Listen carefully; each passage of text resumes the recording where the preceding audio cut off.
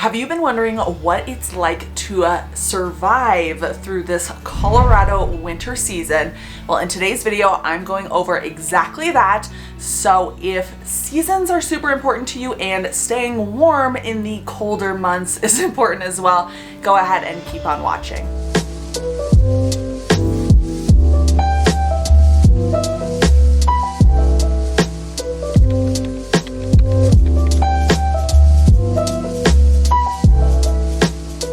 Welcome back to Colorado Living. I'm Nicole Baker. Today we're going over exactly that, but before we get started, I have to let you guys know I am a licensed realtor here in this beautiful state, and I help people purchasing homes here in Colorado when relocating. So if you're interested in that, go ahead and reach out. My number is popping up as well as my email. You guys can text me, call me, day, night, whatever's easiest.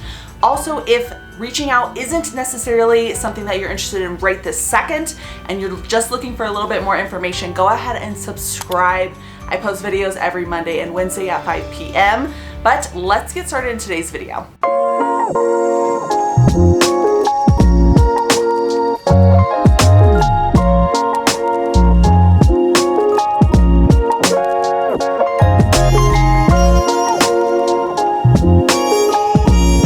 First things first, we're going to be talking about the weather itself and what type of temperatures you're going to be seeing in those winter months. So typically starting in November is when it's starting to get cold even during the day. Of course, in October it's starting to cool off. Fall is also a cooler season here in Colorado, but starting in around November, you're going to be seeing the temperatures kind of flux day by day, Colorado things, right? So one day could be 75 degrees and sunny, and then the next day could be 30 degrees. So that's kind of what you're gonna see in that first month of winter, AKA November. Moving into the end of November and then December, you're gonna be seeing temperatures definitely closer to that 50 degrees on more of a daily basis. I would say even lower depending on, the day. Is it going to snow the next day or whatnot? But for example, today it is 30 degrees, so it is super cold today. I'm not going to sugarcoat it at all. It does get cold here, guys, but the best thing about, and I can come from two different extremes. I'm coming from Arizona originally, so I can really tell you guys, I much rather be cold than hot. And some people say they much rather be hot than cold. I don't think that they've ever lived in that temperature or something. Sound off below in the comments if you guys are, would you rather be hot or would you rather be cold? And I'm not talking hot like, a little warm. I'm talking 120 degrees that sometimes the Phoenix area has versus 30 degrees, and obviously sometimes lower depending on how much snow and things like that. But I personally would rather it be super cold because you can always layer up, you can always add, heater, put a heater on, you can put a heater in your car, obviously. And again, coming from Arizona where it's summertime and I'm blasting the AC, but it's still hot. There's no way of cooling down versus there's definitely ways of warming up. So that's my personal opinion. Again, I would love to hear your guys' comments below. But so moving on after, December, you're going to be looking closer to the 45, 50 degrees and sometimes lower depending on if it's snowing. But January, February, March-ish, those are going to be your prime winter months. So it's going to be definitely getting colder, and it's going to stay cold pretty much every single day, majority of the day, and going pretty low during those night times. You're also going to see a lot more snow. Something to keep in mind too is it actually does not snow here that much. I think that's a really crazy misconception that a lot of people have. They think it's like snowing every single day during the winter. It really snows for like, I don't know, a few hours, and then it's melted by the next day, or if it was a lot of snow, maybe 3 days later, and then it doesn't snow for another 3 weeks. It's not a lot of snow. We have tons and tons of sunny days here, and I believe I read a statistic, don't quote me, but I read a statistic that said it actually only snows about 15 days during the winter seasons in Colorado. So that is not a lot at all. Obviously that's talking about like closer to the Denver area. Once you're closer up to those Rocky Mountains, it's gonna get colder. That's something to keep in mind too when you're thinking about how am I gonna survive these winter months here in Colorado. is location. So I'll go a little bit into that. When you are closer to those Rocky Mountains, it is obviously going to be colder, or maybe it's not obvious to some of you guys. I probably didn't know that when I first moved here, but you know, the cold is really dropping off those mountains and landing right on the bottom of those mountains. So places like Littleton, you know, some of those, I'll pop up a map so you guys can see. Obviously you guys aren't necessarily from here probably, or haven't been here a lot, so you wouldn't even know the cities that I'm talking about if I mentioned them, but going closer up to those Rocky Mountains are definitely gonna be colder. Boulder, Golden, those places. So I'll pop up a map again and show you guys exactly where I'm talking about. If you're trying to avoid snow, I would stay on the east side of the I-25. So if you were gonna look at a map of Denver and cut it right down the middle, you wanna be on the right-hand side to avoid a little bit less like snow, if that's something that's important to you. I'm not saying it's gonna be a drastic difference between the two, but it will make a little bit of a difference. So you wanna stay warm, go ahead and head over to like Aurora. Yeah, really Aurora is pretty much the whole right-hand side of the state. So Aurora, Parker, parts of Centennial. You wanna stay as far east as you possibly can to avoid those storms that do come up, and also just colder temperatures in general.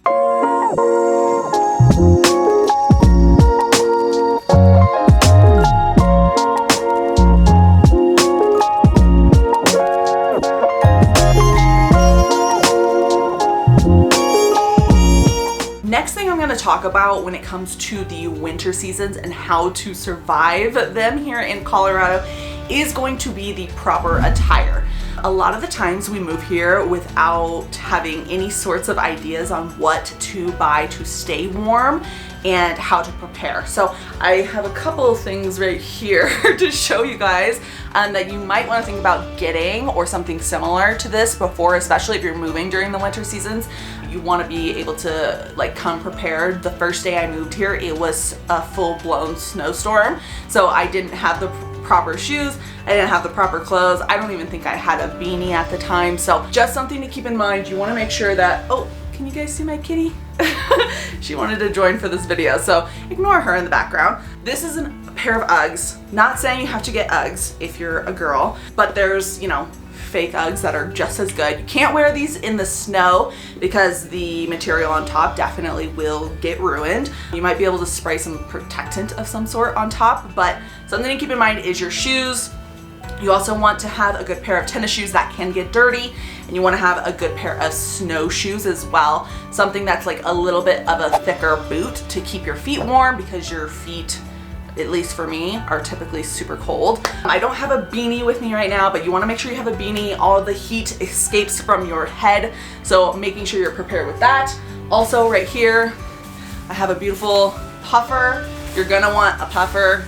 If you're moving here, it's an absolute necessity. You cannot get away with it. This has like a windbreaker material on there. Something that a lot of people do not mention is Colorado is actually pretty windy, especially when it's windy and it's cold. It's really cold. So having something that really blocks the wind and keeps you warm as a barrier is like super important. Gloves, you might want to think about some gloves. I know, like, for people that do a lot of delivery services or are outside a lot during the day, you might want to consider investing in some gloves. Another big one, some fleece leggings. That's super important. I know for a lot of girls and even guys can throw these fleece leggings under, or like, I think they're called long johns too for like guys, but like some sort of flannel material or fleece lined leggings that you can put underneath a lot of your clothes, because when it is snowing, it's going to be very cold. Today, again, it's 30 degrees, so it's not too insane.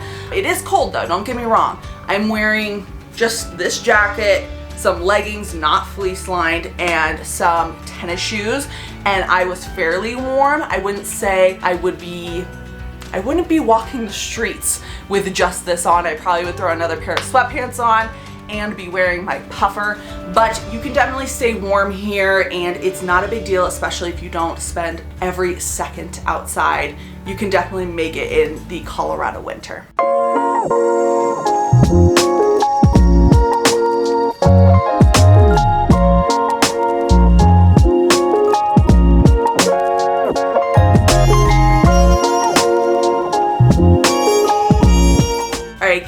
into the next thing, we're gonna talk a little bit about safety when it comes to your cars and kind of what to prepare for when it's actually snowing outside and how to navigate that. And then we're also gonna talk a little bit about winterizing your home. I think that's something that's super important that not a lot of people talk about. So let's go ahead and talk about your car. So we want to make sure that you have a car that's actually fit for snow. A lot of the times, you know, your two-wheel vehicles aren't necessarily going to be the best option when it comes to snow.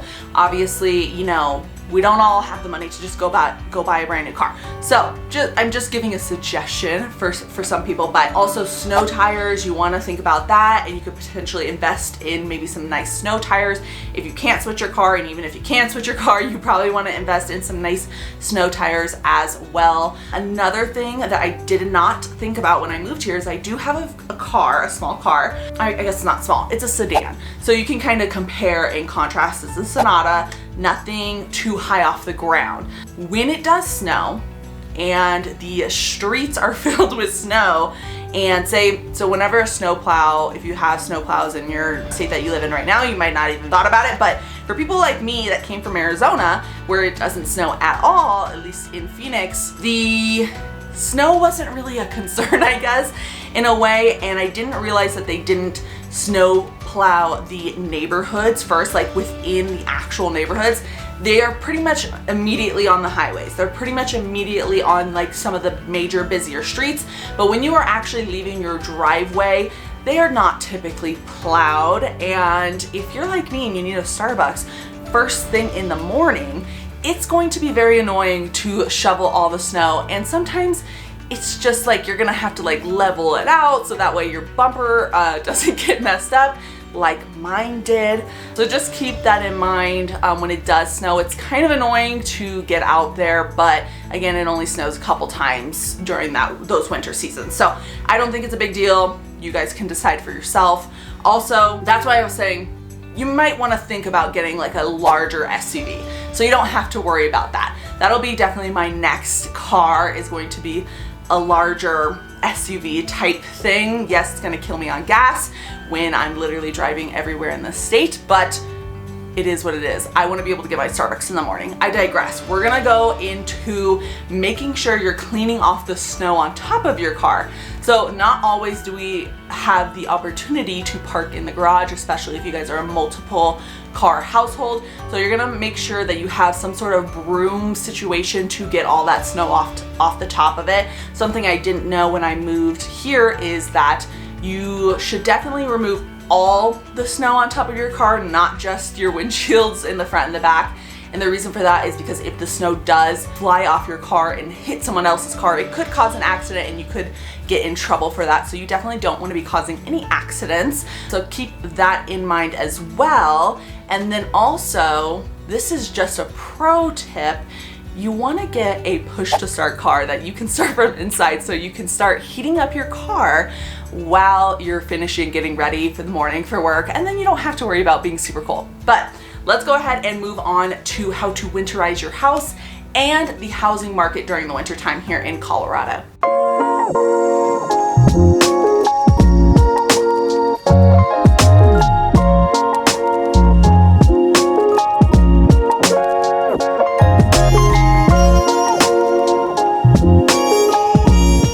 Okay, winterizing your home is super important here in Colorado, and I think it is a missed step for a lot of first-time home buyers in Colorado, but especially first-time people living in snow. So if you're coming from snow and I don't mention something that you guys have suggestions for, go ahead and put those in the comments as well. I'm just gonna mention a few things that are super, super important, but there are tons of things that you can do to really winterize your home and make sure you have the absolute best efficiency when it comes to the winter weather and keeping all those bills low. But the first thing that you want to do is blow out your sprinkler system. You will start seeing probably end of October, beginning of November, a bunch of signs popping up everywhere talking about sprinkler blowouts, and that is to protect your pipes from freezing. You also want to just protect your other pipes that you have throughout your home, whether it be your sprinkler system, the hose bib, all of those things that might have water constantly running through that are outside. There are things that you can get from Lowe's or Home Depot, like some sort of, even people I've seen them put like blankets or some sort of insulation kind of situation around their pipes to really help lock them in and not cause any cracking or damage to their pipes, because obviously no one wants to deal with that. Another thing that you want to do, make sure your heating system is all ready to go, because it is going to be cold and you're going to want to run that heater. So whether it be checking up on your fireplace, if you have a fireplace in your home, that's something that's super important. And or you might want to just have a whole little like tune up on your AC/heating system. A lot of people think that that's maybe kind of like a summer thing, but I would highly suggest doing it in the winter to really get yourself set up for success when moving into the winter. One more thing just to really lock in the winterizing is making sure you are going around your home and looking for any sort of drafts that you might be able to feel, because you can add some sort of sealant or door covers. I don't know exactly what they're called, but you can get them at Lowe's. I'm sure you guys have seen them, but they're basically draft protectors, and that will keep your home warmer during those winter months where you do not have to spend as much on heating, which is of course preferred. But let's go ahead and talk a little bit about housing as well and what you can expect in the housing market here in Denver, Colorado during those winter months. So typically what you're going to see is people are going to decline on their home search during those winter months, and that is strictly just because of the holiday season. A lot of holidays, obviously you want to spend with your family and you don't want to stress necessarily about searching for homes. So typically November, December, maybe beginning of January, not really, but definitely those first 2 months of winter are going to be not as many buyers out there. Hear me out. Here's why I am telling you a very, very good secret that you need to listen to. So when everybody else is sitting at home doing whatever they're doing, it's an opportunity for you to get a better deal. And I'm not just saying this because I'm trying to sell you on anything, obviously. I think you guys kind of know me by now through all these videos, but when only a handful of people are searching for homes, the seller really needs to sell and they're not getting any offers. They're willing to take a lower offer. They're willing to pay more incentives. They're willing to do all of these things. That might be a really good opportunity for you.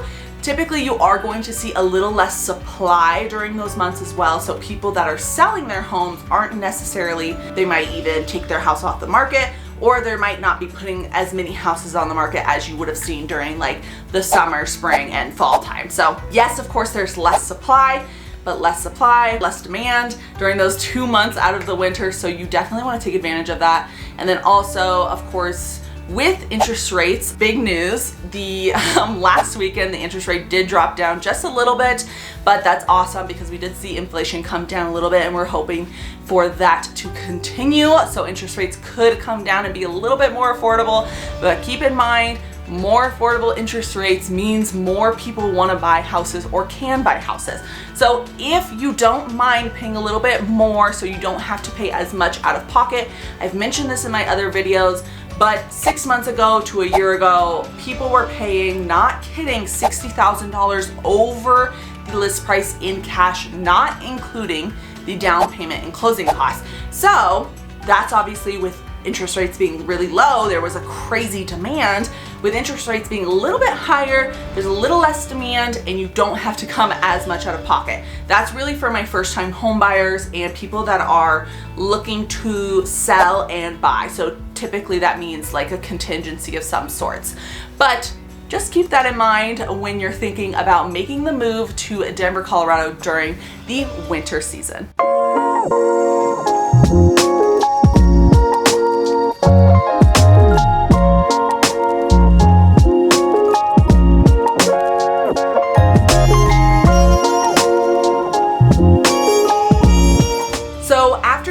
Video, hopefully you guys aren't as scared for the winter months as you were prior to watching this video. And if you did get value out of this video, if you could hit the like button down below. Also, if you want more content just like this, I post videos every Monday and Wednesday at 5 p.m. So go ahead and subscribe. Before I let you guys go, I am a licensed realtor here in this beautiful state and I help people buy homes in Colorado when relocating. So go ahead and reach out number is popping up. But until next time, I will see you guys later. Bye.